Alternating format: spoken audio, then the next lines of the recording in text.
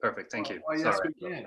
For those of you guys who just joined us, or the people who are here, as welcome to Florida Tech's Phi Kappa Phi Food for Thought.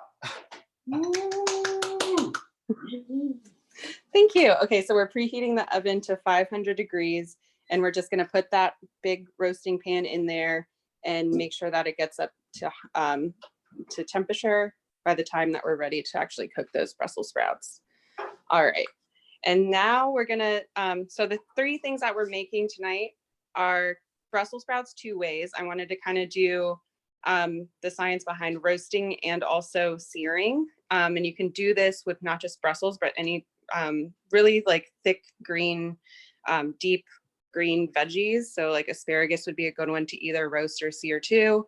And then we're also going to be doing something that I think a lot of college students are very familiar with, which is pasta and red sauce.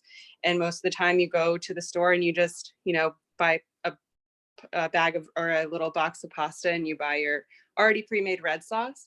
But again, there's a lot of additives in those red sauces that you might not want, and it's actually very easy to make your own red sauce. So we're going to start with that, and with just a few ingredients you can have, you know, a delicious red sauce that tastes just like an Italian nonna made it.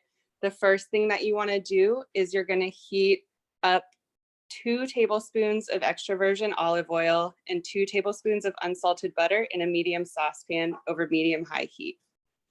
So I have my assistant here with me, Alex, who's going to be doing most of the cooking while I do most of the talking. So medium? Yes, medium high heat. 2 tablespoons. We have a tablespoon there, but I've also figured that if you do kind of 2 swipes around your cooking pan, it's usually about 2 tablespoons. I want to use this thing because it doesn't pour as usual. I got a slow pouring one. I haven't burned anything yet, Angelica. Perfect. And then we're also going to use 2 tablespoons of butter. If you don't want to use butter, if you have like a dietary restriction or anything, you can just use more olive oil. So most butter packets come with a little measuring thing on them that tell you where the tablespoons are, which is really nice. So we're going to put our little slab of butter to join our olive oil there. And then we just want to heat this until the butter is melted and the foaming subsides. And while we're doing that, we can go ahead and dice up an onion. So we want to use 1 medium onion. Okay. She has better knife skills than me, so she's going to show you how she cuts her onion because I can never remember. I usually cut the ends off of the onion, cut the onion in half, and then the way that I dice, I cut almost to the end, but not quite cutting it all the way off so that the onion stays close and you can just cut it easier that way. So you want to leave a little bit of room so that you don't have a bunch of pieces that are separated.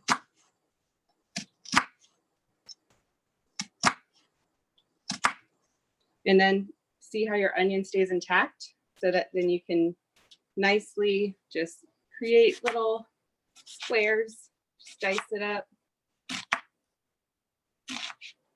I like the sound effects. Yeah, it's like some ASMR cooking. All right, and then with the end here, I usually just kind of like cut like that and it will turn into nice little squares. So now we have a nice diced onion that we can use. And I cheated and I already diced up the other half before. So that's already good to go.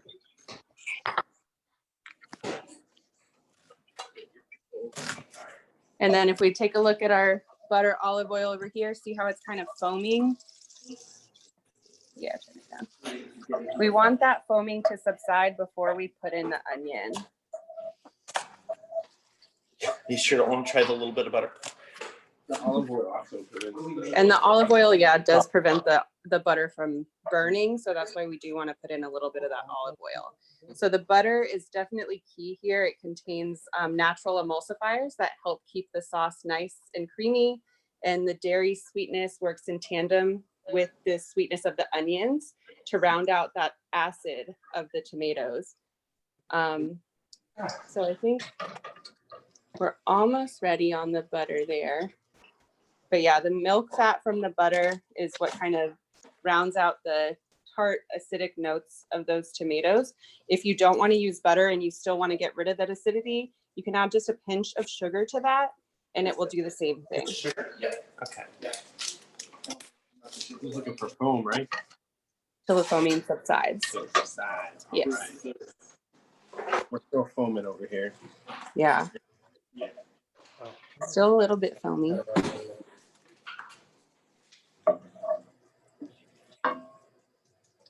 Jared Kagler, how's yours going? Mine is good. I'm only using olive oil, but I Perfect. didn't put any sugar. So we'll see. Yeah, if you are going to do the sugar, you can do that when we actually put the tomatoes in. Okay, perfect. Yeah. Oh, too late. That's okay. I think you'll be I fine. heard pinch I don't of think it sugar and it was in there. Sorry. He put sugar in it. Yeah. That's not gonna hurt anything. I don't think it will hurt anything now. You might have a little caramel. Angelica, when do we put stuff in it? Okay, so it looks like the foam it's not as foamy as it was. So I'm going to go ahead and add in that onion. So 1 medium onion that we've diced. Yeah, got a nice little sizzle. Is that plenty? Half of that even? Yeah, that's good. It's not bad. That's good. Ready? All right, and we want these onions to be soft, but we don't want to brown them. So we're only going to cook these for about like 3 minutes or so. If you do see them browning, just turn down the heat a little bit, and that should help them not get too fried. We don't want fried onions in our red sauce.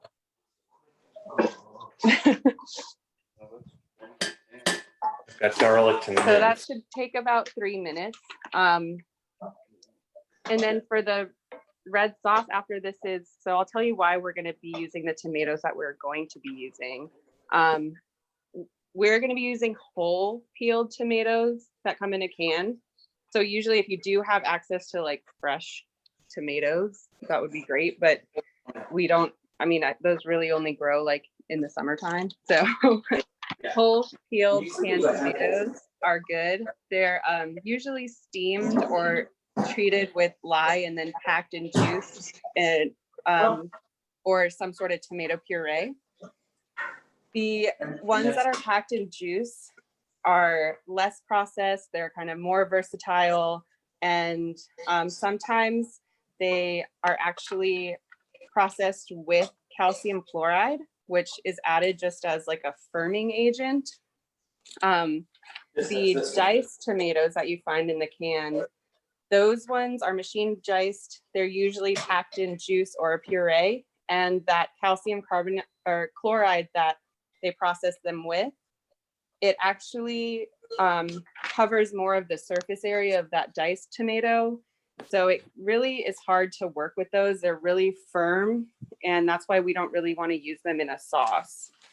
They're good if you want like a salsa, which is like you want the nice firmness of the tomato. But in a sauce, we want to use usually the whole peeled tomatoes are the best ones.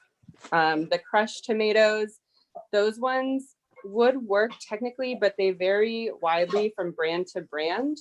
So there's no need, or the brands themselves don't actually have to crush them the same way. So if you get one brand, it could be like just barely crushed, where another brand may be like a smooth puree. So it's kind of hard to determine, you know, which ones we're going to use for that.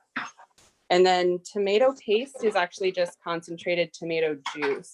So we don't want to use that for any sort of sauce.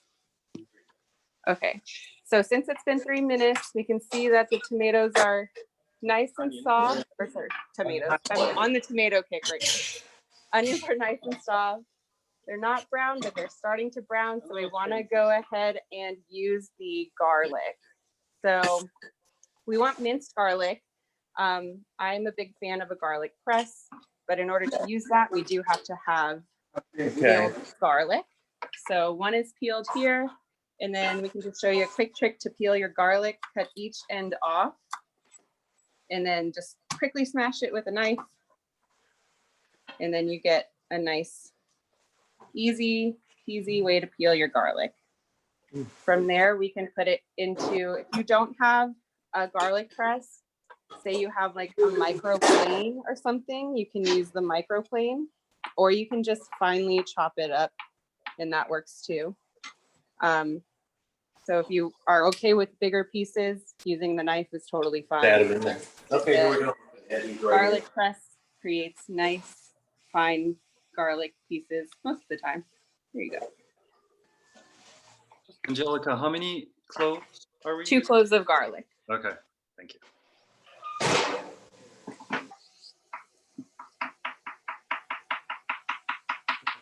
And then with the garlic, we're going to want to add some oregano, just like a half of a teaspoon. And I'm not even really going to measure it. I don't know if you guys can see that oregano there, but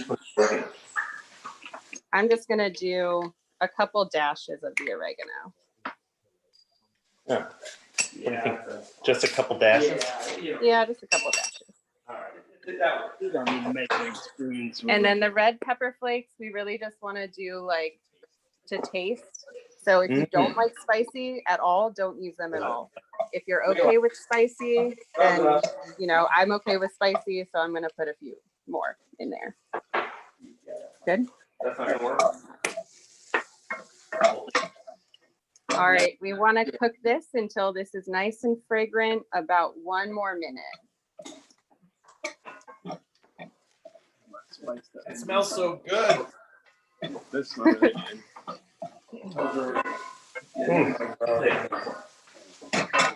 Yeah, I'm hungry. Yeah, you Sounds gotta like have you're snacks hungry. while you're cooking. I'm loving this. We should do it more often.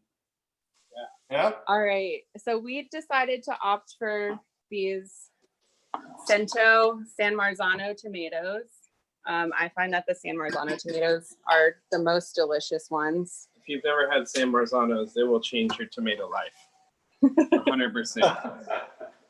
I'm gonna open up one of those. And we can go ahead and put that in there with the juice is okay. With the juice. Okay. No. Yeah. Oh, I got it. Yeah. Yeah. Tomato, that's right. Yep, Yeah. That's go ahead. close. Yeah. And then I like a really kind of like rustica sauce, which is just, you know, chunkier than your nice smooth marinara sauce. So I'm just gonna go ahead and like crush these by hand as they cook. Yeah, as it cooks, it gets a little softer. And Yeah. you just, as you slowly stir around, they start to break up a little bit more. If you like a smoother sauce, you can definitely use like a potato masher, or even put them in like the food processor if you don't want a chunky red sauce. This is what we ended up using. The Year Glen diced. That's what we had handy. Okay, that will be interesting to see how it works, because from what I read in that book, the diced are more firm, so it might be harder to like mash them. But I think I should be able to like have the same flavor, and you know. We'll see what happens. Yeah. We don't have to mash them anyway. So. Oh, that's smart. Yeah, That's what I was trying to say. you can just leave them in there, keep it nice and rustic. Hey, check this out, you guys. My son just taught me if you stick the can upside down and put your hand in it, you could squeeze it and crush the tomatoes, and they won't fly all over the kitchen.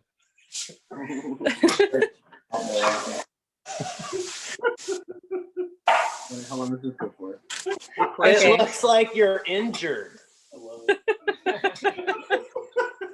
Do we need to call somebody? Oh boy. Call a doctor because it smells delicious. All right, so this we can just leave it alone now. We want to just keep it nice at a steady simmer, not a boil at all. We want to just keep it nice and warm, and we can just put a lid on that. That's done. We'll come back to it in like 30 minutes. Okay. All right, so Or you keep it on medium. We just want a light simmer on it. Yeah. And it's, we want it to be thick and reduced to about 4 cups or so. So it should be, about a 30-minute mark. We'll check it when we're done with everything. So we'll move on to the pasta now. I'm sure everybody has their like do's and don'ts for cooking pasta. But what I've learned is that the goal is not to just get a nice like al dente cooked pasta, but also get a nice cloudy, starchy pasta water. So if you're not going to use your traditional like durum flour hard pasta, then you're going to do like a veggie one, like Kagler's doing. Don't worry about anything that I'm saying here, but you can always use like an alternative pasta. And we do want this nice like starchy water because it has the same ingredients as a cornstarch slurry. If you've all ever made a thick sauce of some sort, you usually use like that cornstarch and water mixture to try to thicken up your sauce. Starch also acts as an emulsifier, so it gets in the way of tiny fat molecules and prevents them from coalescing. So that means with just a little bit of pasta water, even an oil-based sauce will emulsify into a light, creamy sauce that's much more efficient at coating the pasta and makes the dish much tastier. So we do want that nice, cloudy, starchy water to add into our sauce for later. Can you turn that down just a little bit? So when you cook pasta, we do want to get that starchy water, and the proteins denature of pasta and the starches efficiently absorb water at temperatures as low as 180 degrees. So technically it's not even necessary to boil the noodles the entire time. So we're gonna use our noodles here. This is just a dry pasta we found. We want like this nice, thick, textured pasta that is gonna absorb the sauce. So I don't know if you want to take one out of there and we can show what these look like.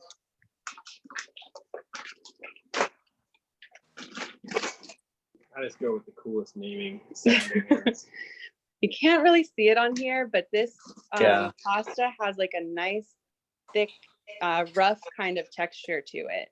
And that actually comes from the way that they cut the pasta. So some pasta cutters are actually Teflon based, and others, those ones are really quick. They go really fast. And that's why like those big mass market producers use those Teflon based cutters. But the slower way to do it is with the bronze pasta cutters. So those will go through very slowly, and they create this rougher pasta with like a rougher texture rather than those smooth pastas that you probably are used to buying in the stores. But the thickness allows them to absorb the sauce way better. All right, so put a bit of pasta in our pot. And we're not even gonna boil the water first, we're just gonna do it all together. I haven't tried this, so this will be the first time, but I trust him and I trust his food science, so we'll see how it goes. I built your bag already. Angelica, you're talking about rough pasta. I got Yeah. this in public. That's pretty rough, right?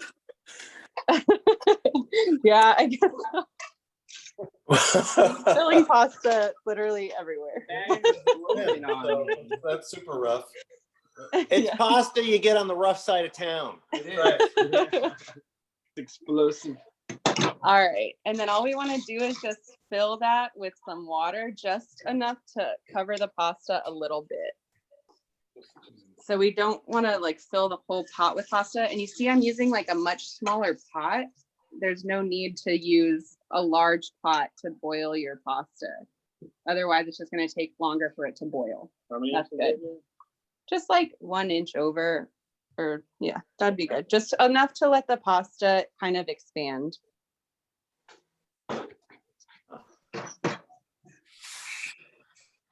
And then we want to season this water with a pinch of salt. Yeah, just From the just sea. enough, and then how to put, and then put it up to what? I guess you can put it on full.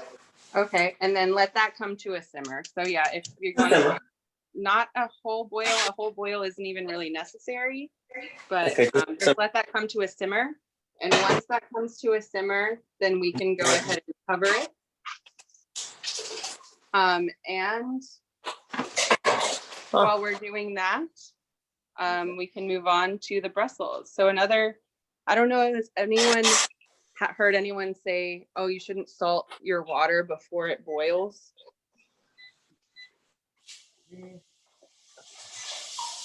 No. Is that a thing? I always use salt.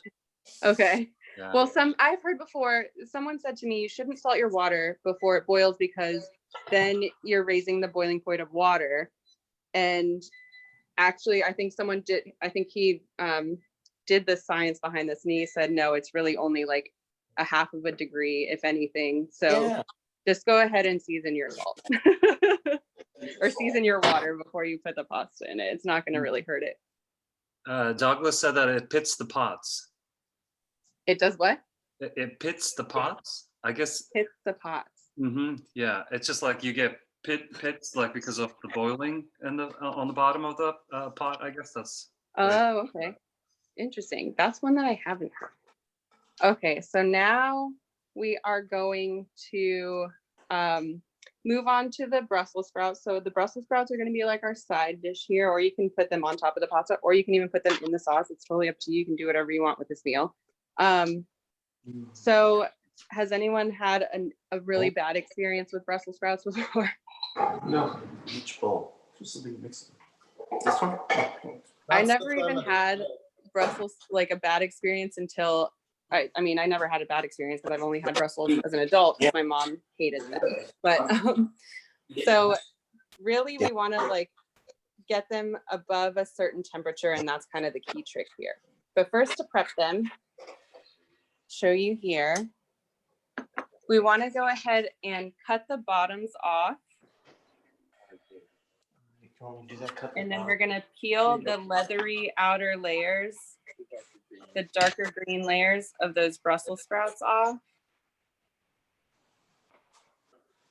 until you get this nice kind of light green center. It's about like 2 layers or so. So we're cutting the base off. Yep, cut the base off. And then peel those like leathery outer layers. Is that good enough? The dark green ones. Let me see. I would peel that one darker green one off, and then you should be good. Okay. So mine are like already light color. Is there a reason why they are like different than yours? They might just be like younger or like not as grown. These are pretty big. Yeah, these ones are really big. If you have smaller ones, that might be the reason. Okay. Too much. Okay. Just taking. And Yeah. Brussels sprouts are like my favorite dish for Thanksgivings because like it is really easy to prepare, and I just like I put it in the oven and then sprinkle some cheese on it. And that's it. Nice. Yeah. That does sound good. What Okay, kind of so we want to cheese? cut it in half. You can leave them cooked whole, but in order to kind of increase that surface area and to get a nice browning on them, we want to cut them in half. So Okay. that's all you're gonna do for your Brussels sprouts. The first ones I'm gonna do are the roasted ones. So if you're only making one recipe, if you're only doing the roasted ones, then you're gonna want to follow me along here. If you're doing the seared ones that we're gonna do later, then you can follow me on that one later. So if we have our pan already ready in there, it's already preheated because we started that at the start here. But we want to make sure that, so the reason that we're cutting these in half is because we want to leave these like nice and open for a bigger surface area, and we want to make sure that the oil coats them. So we're going to coat these with a thin coating of oil. And again, you can just, there's no real hard measurement here, but it's just a very thin coating. So I'd probably like 1 tablespoon. Enough until they're all got a little. So otherwise they burn. I'll start cutting these in half. Throw them in. And then we'll put some salt and pepper on there too. Ooh, I just don't cut 'em.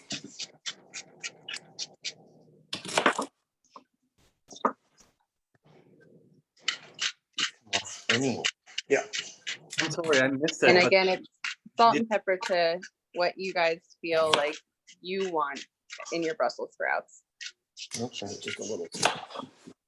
So And Angelica, then- you're not doing the one with the bacon, right? Not yet, no. This one's just the roasted one. I bacon to differ.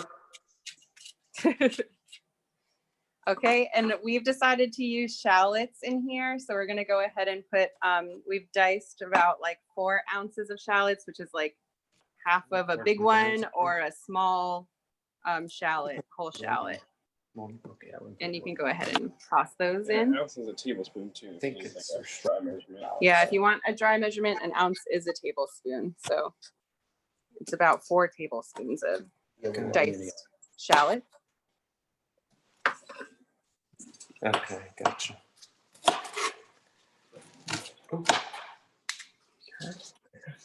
We may have an injury yet. You gotta show it. Mike, you shouldn't jinx it. And then these are just gonna go in that pan that we've had in the oven for a long time. So you should already hear like a sizzle when they come out.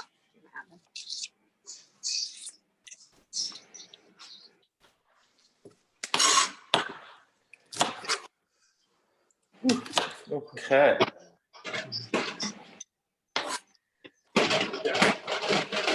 Preheated pan. Don't fail me now.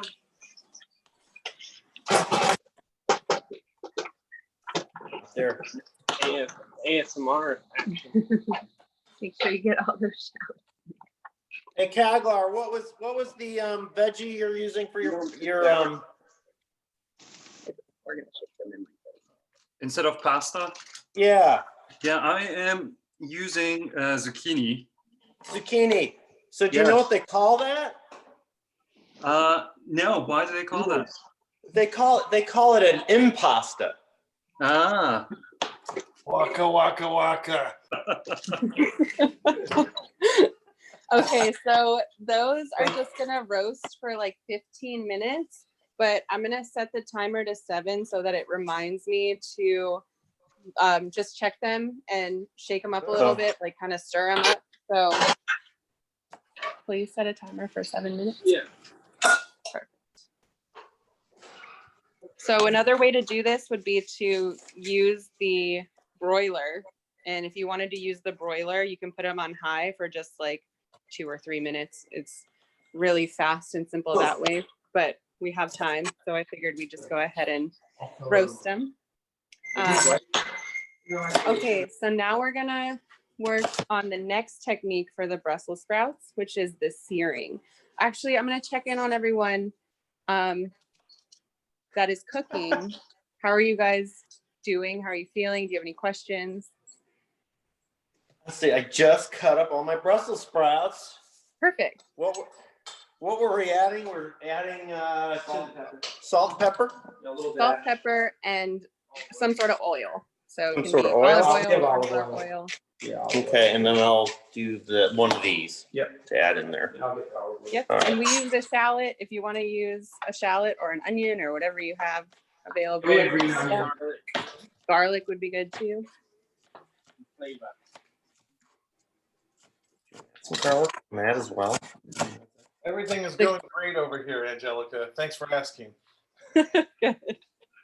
We have our I'm sorry, I add too much water in the pot for this pasta, so we'll be the bad kids that don't enjoy our food as much, maybe. But Do you want me to stir that up a little bit? What's that? but look at the salt. Look at the Well, we salt. need more. There's definitely not. Oh, I got it. A little bit of that. It's amazing. I didn't see it. Wait, show me again, Jared, what we're looking at.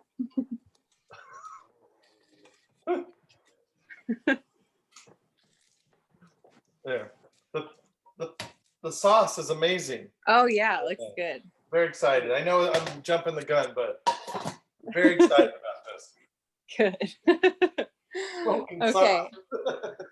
This is done. So next thing we're gonna do, so roasted Brussels sprouts are great with like nice herbs and stuff. But another way that you can do this is by searing Brussels sprouts. So searing is basically just trying to get your Brussels to the nice brown exterior in order to promote the development of those complex flavors that are created by the Maillard reaction, which we'll talk about later.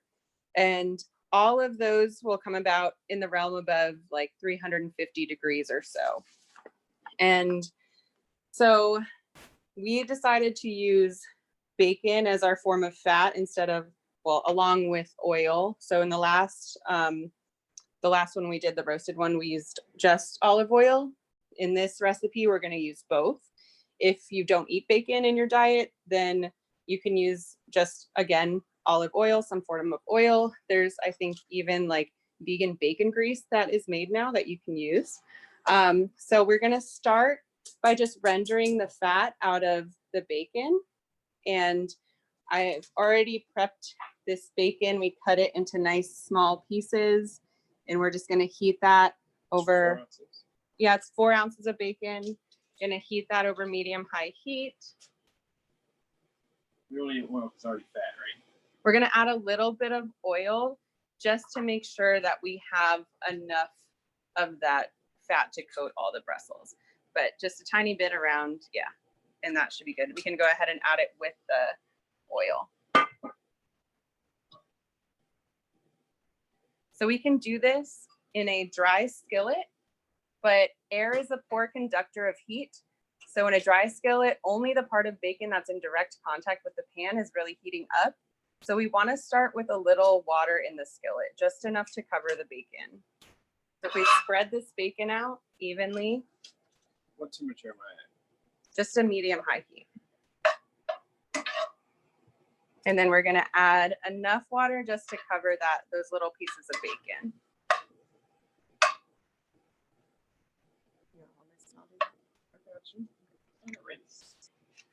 Sure.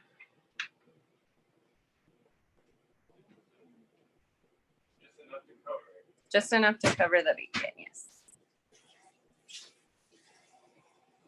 And I've never done this before. I'm expecting that it's going to create a lot of like splatter because oil and water and heat doesn't sound smart to me, but I'm doing what Genji said. Or Genji said. Yeah, plus you're doing it before it gets like way too hot. You would not want to add the water when the oil's already super hot. Then you burn yourself and it's not fun. My hands have the scars. I need more than that? No, that's good. Kind of Yeah, that's good. out there. Yeah, so it should just cover the bacon up a little bit.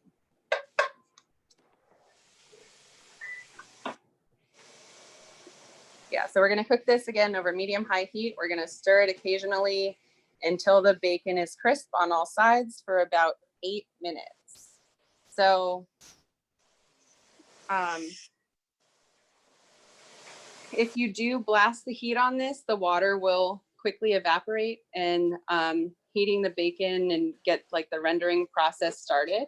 And then by the time that the water is gone, enough fat should have melted out that the bacon should be able to finish cooking quickly and evenly, and it crisps up way better than it would just cooking the bacon dry. And then, so one thing I did mention earlier was called the Maillard reaction. So the Maillard reaction is something that happens in cooking. It's named after Louis Camille Maillard, who is the scientist who actually discovered the Maillard reaction. And it's a complex series of chemical reactions that causes foods to brown. So the Maillard reaction, browning is different than caramelization. Caramelization happens when sugars are heated And the Maillard reaction actually happens when sugars and proteins are heated. So it can occur at relatively low temperatures, but they're going to be like glacially slow until your food reaches around like 300 degrees or so. So that's why any boiled foods that you have, you're never going to see brownness in boiled foods.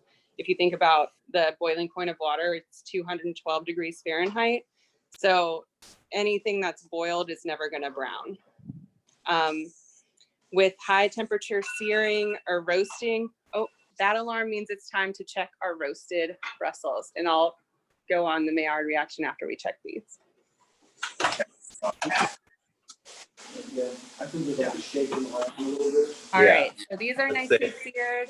I'm gonna say we shake them up a little bit just using some tongs.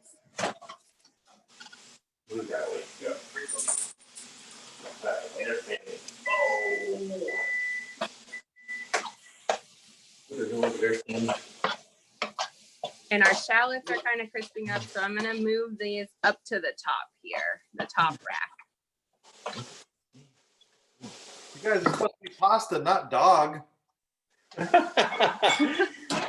Gosh. All right, so those are good. They're looking good. We want to do another like 6 or 7 minutes on. I would do 7 minutes. Yeah, it's a little more green. They're still kind of green. They're not as brown as we want them to be. Okay, so like I was saying before, we do want that nice brownness, right? And so that brownness comes from the high temperature searing or roasting or broiling. And what happens during that time is first a carbohydrate reaches or reacts with the amino acid, which are the building blocks of a protein. And then they continue to react, forming hundreds and hundreds of byproducts that will in turn react with each other to form more and more byproducts. And to this day, they still don't know the exact set of reactions that happen when Maillard browning takes place. No one has fully mapped those out yet. But what is understood is that it's delicious. So it produces hundreds of aromatic compounds. It adds a bunch of savoriness to your food and just a nice complexity. And then if we look here at our bacon, so you can see that it's definitely cooking. It's kind of rendering that fat out. The water is evaporating, but it's also not splattering. So that's nice. I don't want to leave it open because Yeah. we'll have no sauce left. But they have an advantage having a flame. All right, I'm gonna check in Because you're not cookers. with everyone who's cooking. Jared, how are you doing over there? You're muted. I've never cooked bacon quite like this before. It's really pretty neat. It's like bacon soups, Yeah. you know. It smells amazing though. And then of course the smoky sauce, as Kelly put, is gurgling away over there. I Very think nice. it's doing really, really good here. Cool. I hope I didn't Kyler, add how are too you much doing? water to my bacon. I am doing good. I guess I'm not using bacon, so I just put the shallots on the stove right now, and I'm just Okay. slowly frying them. Nice. Then I guess then we're gonna add the Brussels sprouts. I'm waiting for that. Mike, you guys doing okay over there? Yeah. We're good. Yeah, no problem. Perfect. Yeah, I guess the pasta, what's up with the pasta then? It just sits there and simmers, I guess? Yeah, or- so the pasta, once it starts simmering, so it's kind of simmering. I want to get it a little bit more, but he said that once it starts simmering, you can really just cover it, turn it off, and leave it. So I'm gonna try his way. If you guys want to go ahead and do the No, actual we're gonna boil. I did boil it a little bit. It got a little hot, but I've turned it right back down, and hopefully it's fine. Yeah, I'm trying it. I'm actually seeing if it works because Yeah. never tried it This before. is working But out nicely. All the water's gone. Yeah. Just left with some fat. so far, the bacon is It's still got working like out 7 nicely minutes. because it is, yeah, the water is evaporating pretty quickly. But yeah, the pasta, I'm gonna let it simmer a little bit more than that. And then once it does start a nice rolling kind of simmer, then we can cover it. And he says just to turn the burner off and leave it. That's what I did. Yeah. I turned it off. Okay. I'm off. Yep, we'll go with it. I can tell you, I stole I snuck a piece of the pasta already, and it's definitely got more. More time to go. Yep. Yeah. Yeah. Yeah, I figure by the time we're done, hopefully by the time we're done with these other Brussels, it will all be ready. That would be ideal. We'll see how it works out. Haglar, I know you said you're using zucchini noodles or the zoodles. Do you have any food science or any, I don't know, info that you want to tell us about the zucchini? Yes. Yeah. Like Angelica said, I'm making zucchini noodles, and I have this little tool that you put the zucchini through it, and then you just like twist it, and you get your zucchini noodles out of it. And it's really practical. And so I have a cheat sheet, I'll be honest, about zucchini. But the most interesting thing is here, I guess, zucchini has more potassium than a banana. And it says zucchinis are 95% water, which makes them a super low calorie snack. And I guess this is for Mike. Zucchini is used by many in place of spaghetti and even lasagna noodles because of their mild flavor. Okay. Yeah. Yeah, I can keep going. Do it. So Yeah, it's interesting. then question, what is the largest zucchini? What's the size of the largest zucchini in the world? Any guesses? Oh, They 50 get, pounds. they get big if you let them grow. Yeah, the size, like in inches. Oh, Circumference or length? Length. let's go with 5 feet. Nope. A meter? Do we have to do meters? We know we can do inches. 5 feet. 1.3 meters. No, let's do it in inches because I have it in inches.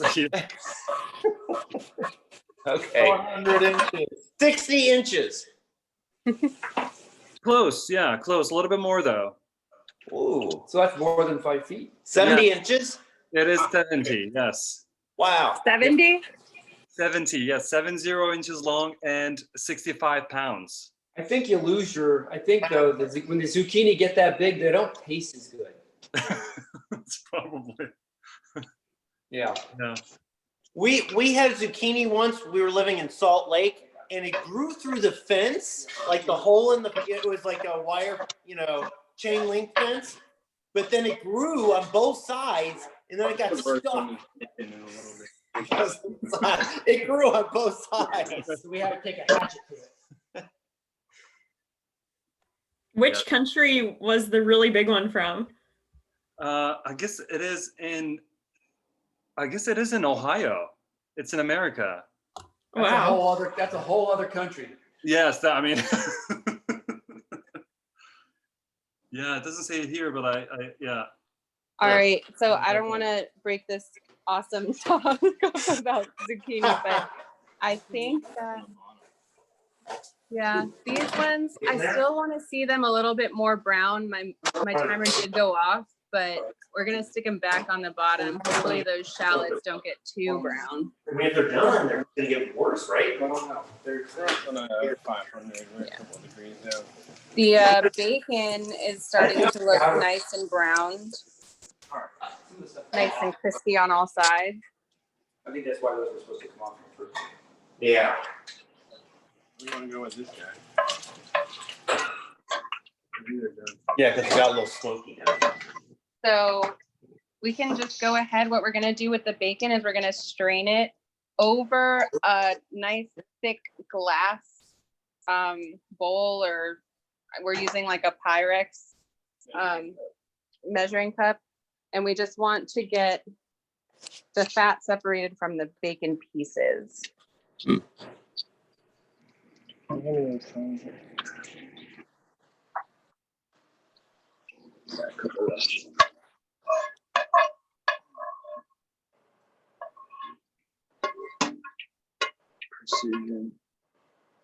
All right, so make sure we reserve that there.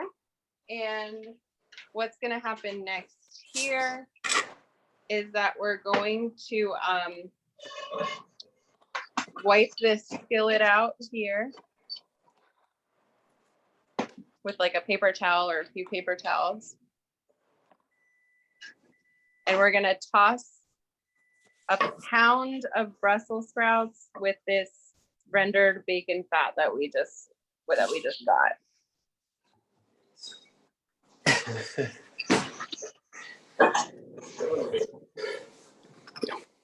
We can use this bowl here. No. Toss the Brussels sprouts. Toss the Brussels in the bacon fat. So if we yeah.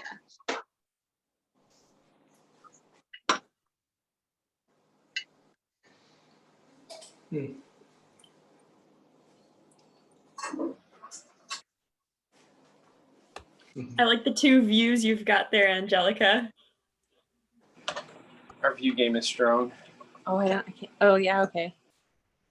Our pasta's kind of simmering, but I don't know. It's like not simmering. Our as pasta much. doing? Ours is ready. Is it? Yeah. I think we got a bum burner. Yeah. We might have to switch the burners on that. Okay, so Alex is now It's ready. just tossing. It actually came out perfect amount of oil for Yeah, that. it's perfect amount of oil. Look at that. Nice. I think that's probably enough. Okay, and then we're gonna put those in this hot skillet. Not yet. I'm gonna turn it off. Okay. We want to put this over high heat.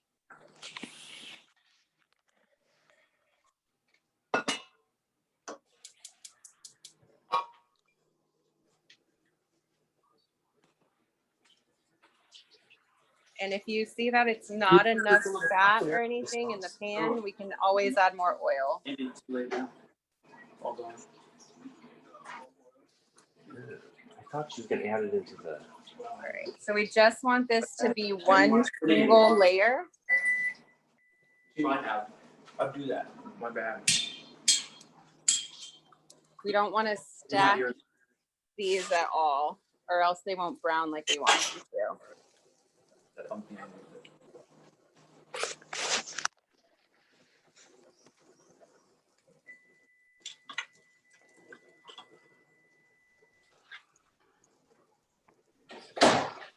These we're gonna let them just sit there. Don't touch them. Don't shake the pan. We want them to get nice and deeply charred.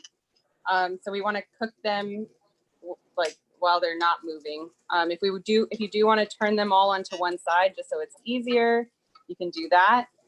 So that you know which ones, like when you need to flip them, right? They'll are going to be on the same side. So Alex is opting to choose the flat side down, which is probably the easiest one to do first. But then I'll let him in about 3 minutes try to flip them over to their backside. I just looked up some Brussels sprout facts, and they're thought to have originated in Rome, but apparently it became very popular in Brussels, Belgium, and that's how they got their name. Nice. I was wondering that because I saw when I kept typing them, like for the script, it kept, you know, I guess I didn't think about their Brussels sprouts, like sprouts from Brussels. I always just thought it was Brussels sprouts. Yeah. Okay, so we have a timer. Yeah, but I did another 5 minutes. We just did another timer for our roasted Brussels sprouts. Isn't better? They are looking nice and brown. I thought those are done, but we can also give it a couple more minutes. I think just like a little bit more. The shallots are kind of burned. We should have added more oil on there, but it's okay. This pasta, I think I'm going to just cover it now and turn off the burner and see what happens.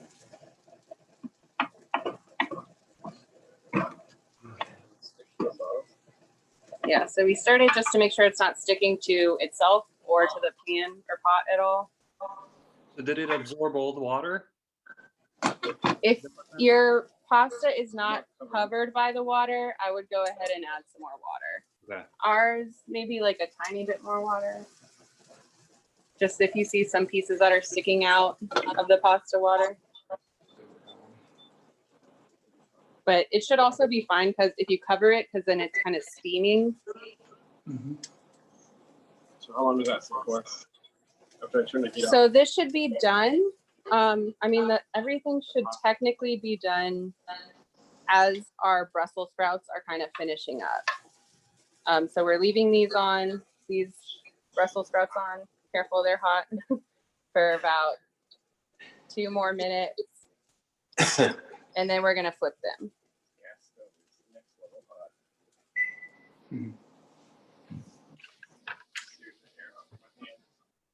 Yeah, so we want very little movement with that searing because it just helps the browning. It allows the energy from the skillet and the hot oil to be transferred to the same part of the piece of food for a very long time.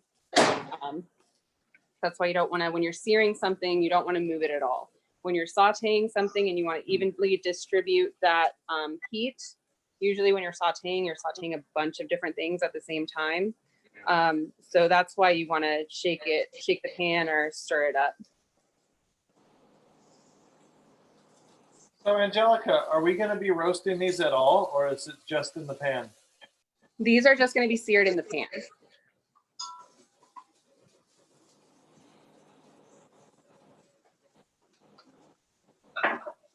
I thought Nancy was like cooking with us at the beginning. I don't know if she's still cooking. Oh. I don't know. So one thing I forgot to add, which we had nicely prepped out, is our fresh basil, which we can do it now. It's not going to hurt anything. But you can add anything, any herbs or anything you want to your pasta sauce. We just wanted to do something simple. So we decided to add some basil to ours. And I'll show you how to chiffonade your herbs. Or actually Alex will, but I'll explain it. So to chiffonade, you want to stack up all of your leaves together in a nice stack in the same way. So you have the stems at the bottom and the tips at the top. Oh, basil in there. And then you're going to go ahead and roll those up. So they're nice and kind of rolled, tightly packed. And then you just do small slices. So then you're going to have a nice like ribbon of herbs. Still okay. Oh, I see what you did. And then you don't want to include the stems. You just go down to the stems and you just want the leaves in these nice little ribbons. So that's how you chiffonade. It's a very fancy name for just rolling things up and cutting them. Okay, so I'll add these now to our sauce since I forgot about that earlier. Okay. You can also just finish it with it. You can also, yeah, truly finish it with it. And then if you want to, if we're talking about the difference between like when to use dried herbs versus when to use fresh, right? Because we use the dry oregano already. So the dried herbs, from what I understand, from what I read from that book, you use dry herbs that will hold the flavor when they're dried. So the reason why they hold their flavor is because they come from climates that are usually dry and hot. So they don't grow usually in like areas that have very high humidity. They're used to growing in these hot climates. And so these hot, dry climates, so that's when you want to use dried herbs. Something like basil, usually those like fleshy green leaves, those ones are not going to hold their flavor as much when they are dried. So if you think of like rosemary, thyme, oregano. Oh, this is the timer for our flipping of our Brussels. Alex, he's on it. These are a little bit black than brown, but that's okay. I just turn the heat down a little bit. With gas, it's a little hot over here. Yeah, we're cooking with, that's another thing. The gas stoves versus like an electric stove, your timing is gonna be different. So just watch your food, listen to your food, and you'll be good. Listen To your food. We'll talk to you. All right, we got. But yeah, as I was saying about the herbs, usually the ones with the small, already dry leaves, like rosemary, thyme, those are gonna hold their flavor. The ones with like the fleshier leaves, like cilantro, parsley, basil, those are usually grown in like these warmer, more humid climates. And so if you dry them, they're not gonna hold their flavor as long. And then if we check on our roasted Brussels here, those are nice brown. The shallots have definitely burned, so Need a little more oil on that. need a little bit more oil on that for sure. But the Brussels sprouts came out perfect. Brussels sprouts look good. And then just to finish these, we can just put them back in this bowl. That's okay. And we're gonna finish ours off with some lemon juice and some Parmesan cheese. You guys can use any sort of citrus, or if you just want to do cheese, or if you don't want to do that, you want to do some sort of herb, you can do that instead. Lemon juice is a good one. We're gonna use a fresh lemon. Yeah. Fresh lemon, nice. Yeah, we have a fresh lemon over here too. We're probably gonna use. And we had a fresh basil still in the yard, believe it or not. Oh, nice. Yeah, survived it. Extra credit.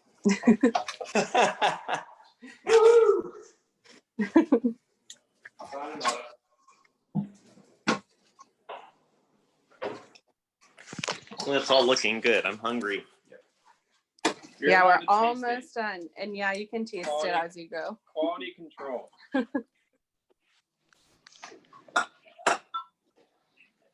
We go over.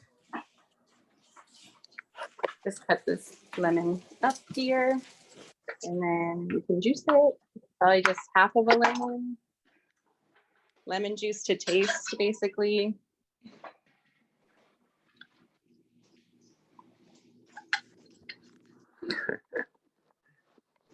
I didn't put any lemon juice on because I was keeping it warm. I have a juicer because I'm a Florida boy, so I gotta put citrus on everything, and it just keeps the seeds in there, so I'm not picking out seeds every day. Where's your juice? Oh, okay. Yeah, so this little contraption just squeezes juice for you, but it also keeps the seeds inside, which is nice because I put citrus on everything. Okay. So we used this thing. It's similar, but it's metal. Oh, wow. Oh wow! And it's got like a here. I don't know if you can see that. It opens like this, and it has a metal thing there to catch the seeds, from going in, and then you just, yeah. Cool. It's very primitive. Yeah, we've had it for years now. We like it. All right, so now I'm just checking these Brussels sprouts, and I think, what do you think? I think they look great. I think They they look look good. very bright green in the middle, which Yeah, it probably a should be little tender crunchy. in the middle, crunchy on the outside. I like them a little al dente, So we can probably turn those off. Who is al dente? Do I know him? Apparently, the word al dente wasn't even a thing until after World War I or something like that. And I don't know who came up with it. So he Good didn't exist. Dentist. All right, should we try a pasta and see if that's ready? See if it's al dente. Yeah. See if Al approves. My mom told me that pasta was al dente, yeah, if it stuck to the wall. Well, this one's middle. You want to try it on the wooden wall? These are definitely done. I can Definitely tell done. I've Yeah. Oh yeah, Steven, can I throw stuff against the wall? those are perfect. I'm okay. I threw it against the wall, nothing happened. It just kind of slipped off. Yeah. All right, so we can strain these. Our pasta that we chose is nice and done. Oh shoot, You messed up. I messed up so You bad. messed up so bad. Oh no, What'd you do? I forgot to reserve some of the pasta water. Same Going here. too fast. Same here. 'Cause I was Forgot too. I did the Going same too thing. fast. Yeah, might go. It Yeah, makes a big difference. It does I make a wasn't- big difference I for didn't your hear it. sauce Yeah, because it it does. definitely thickens it up. Yeah. That's okay. Ours got Darn. Ours is thick anyway. Yeah. We don't have anything left. Well, next Yeah, I'm time we bummed do a out. cooking show, we'll definitely remember to do. Next time. I was cooking here. I'm sorry, I forgot. I should have just left it to him, and I. He's back to see cooking right now. Ooh, those are a little Grabbed toasty. my pot off the stove and dumped it. I was like, that was my water. You're right. I'm sorry. All right. It will still be good. It'll still be great. It just be a little thicker. Well, we can add it to our sauce though. If you want to try our sauce, you think that this is ready? Yeah, that's true. The noodles and stuff. The noodles themselves are pretty starchy, especially the ones that we chose. So hopefully it will. Yeah, I think that's so. all in water, so. Yeah. But you gotta stir it to activate the starch. Yeah. Okay. If you are putting, if you weren't like us and dump your starch water. Yeah. If you didn't do the big mistake that I just did, you're gonna add about a cup of the pasta water to your sauce and just agitate it a lot so that it thickens it up. We're gonna do the same here with the pasta. Yeah, it sounds like a lot, but I promise you, the starch in there, it just turns into a thick sauce. Do you want to go ahead and do that? So that's why you gotta agitate. If it's too watery, just keep stirring. It will thicken up, I promise. Can you put those in little bowls? Yeah. Just get those little bowls.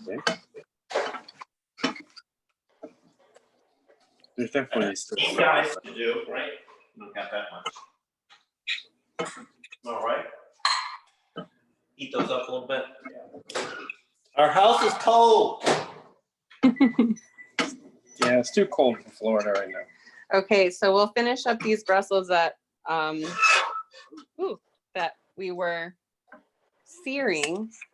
And what I'm gonna do with those is basically just put them into a bowl. I'm gonna season them with some salt and pepper, and then just add that bacon that we reserved back into the Brussels. So that's our roasted one. Roasted ones. So we gotta find a bowl first. Bowl call. Oh, nice.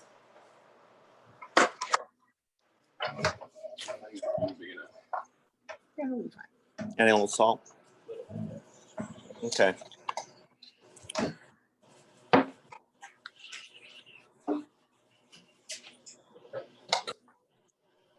I guess we could do it in the pan too. What do we need to do? Just put salt, pepper, and the bacon bits in there. Oh yeah. Yeah, true. We're running out of space, so we just decided to do all that in the pan that we used.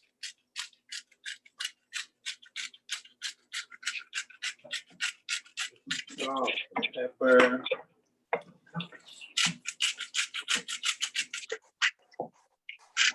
And then you hit it with cheese and lemon juice or what? No, just the bacon, I think. Bacon? Yeah, you can put cheese on it if you want. What was the cheese for? For the living one. That's good.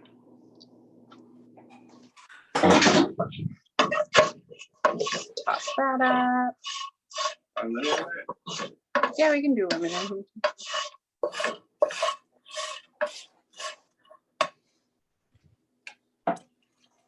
Did I do that? No, it's stuck on that one.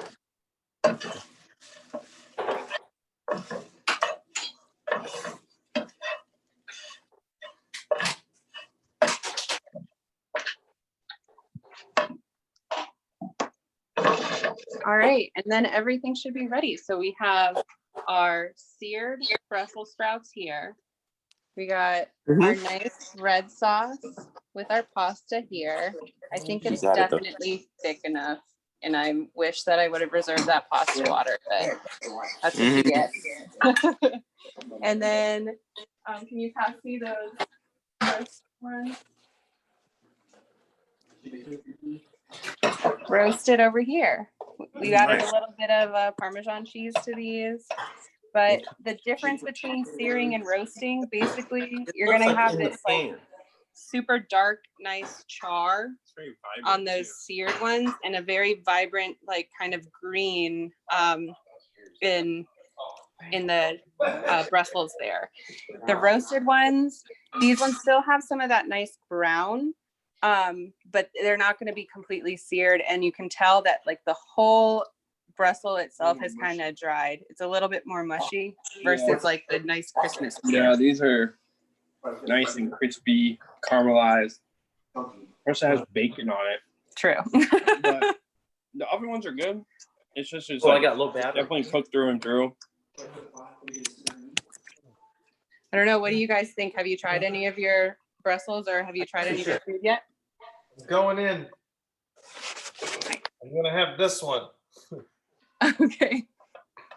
Oh wow. What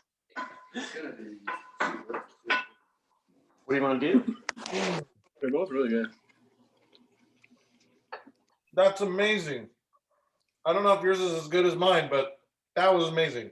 I'm liking it. This is awesome. I can't wait to eat this. No bitterness like you usually get. Yeah, so that's one thing that I forgot to say about the Brussels sprouts. So basically all of the brassicas, so like cabbage, broccoli, Brussels, cauliflower, all of those are really good for searing. So they're rich in these sulfurous compounds known as glucosinolates. And even the slightest bit of like overcooking them can cause the chemicals to break down and produce foul smelling odor.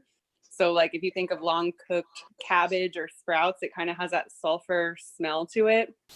And then while those sulfurous compounds are being released, more desirable mustard-like compounds are being actively destroyed by an enzyme within the vegetable. And that enzyme isn't deactivated until it reaches around 180 degrees Fahrenheit. So to get the best flavors from any of those brassicas, you really want to get them above that 180 degree mark as quickly as possible. So that's why we already preheated that pan to 500 degrees. That's why we're searing these on high heat. We want to get them as hot as fast as possible so that you don't get those like really sulfurous kind of smells or flavors from them. I'm just gonna. All right, I see a plate. Jared has his plate already. Yeah, we do. Hold on. We'll show you ours. All right, there. I'm running dangerously low. Very nice. Mike, I love it. It looks very good. Yeah. All right. Everybody, Kagler, how are we doing over there? Bon appetit. Bon appetit. Bon Yeah, appetit. enjoy. I am having trouble with my Brussels. Oh no. Because like my onions are like burning, so I'm just like trying to constantly. Yeah, that happened to ours too. But overall, I think it was pretty successful. Yeah. And guys at home, if you try this, or if you're trying along with us, or if you try this in the future, please share this on social media. We are on Facebook, Phi Kappa Phi at Florida Tech. We're on Instagram, PKP at Florida Tech. Share your photos, and then we're thinking about doing some sort of giveaway if you share your photos with us if you try this meal. So go ahead and do at PKP at Florida Tech, or you can hashtag PKP at Florida Tech. So if you're just watching along and you want to try it later, we will do some sort of giveaway if you post your photos. All right, I'm gonna let everyone get to their meals. Great job, host. Angie. Yes. Bravo. Thank you, Angelica. Thank for you teaching guys. us. This is really super delicious. Great. Very I'm good. glad you Very good. enjoyed it. All right, I'm looking forward to eating our food now too. I'll see you guys later. She's hungry. Thank All right. you. Thanks for joining us, everyone. Bye.